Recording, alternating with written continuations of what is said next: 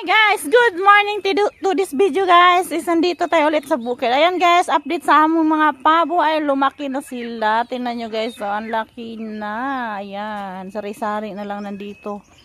O diba, mayroon pa ditong mga sisiw. Yan. And then sa wakas nakagawa na din kami ng saingan. Ayun, kung sa bukid niyan ay abuhan, pero dito sa Tagalog ay saingan ang tawag nila diyan. O di ba? Dati guys doon kami nagsaing sa lupa.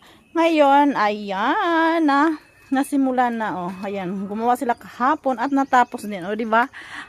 Buhay dito sa bukid. Tingnan niyo naman guys. Napakasimpleng pamumuhay pero masaya kasi nakakalanghap ka ng fresh na hangin dito. O diba, kaya pinili ko talaga ang bukid i-compare sa syudad. Kasi pag syudad parang makita natin ay bubong lang sa ating bahay. Pag hindi ka lumabas pumunta ng mall, hindi ka makakita nakano ng hangin.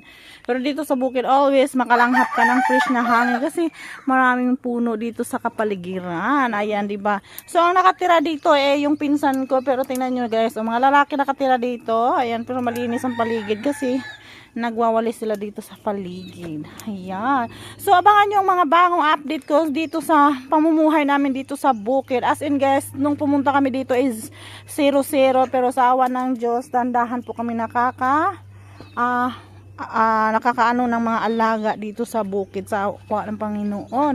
O diba dati guys is maano pa yun dyan, maraming damo, pero ngayon malinis na kasi ayan, wala silang ibang ginawa dito kundi napaikot-ikot lang dito sa paligid at naglilinis. And then update ko kayo sa mga kamuting kahoy na tinanim ko nung kailan yung naumulan. Ayan guys, so tumubo na sila. Ayan na, malalaki na sila, o diba?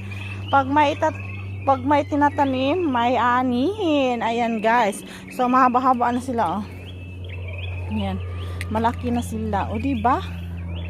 Ayan guys, so dito na lang tayo. Abangan nyo ang next update ng aking pamumuhay dito sa bukid. Thank you very much and goodbye.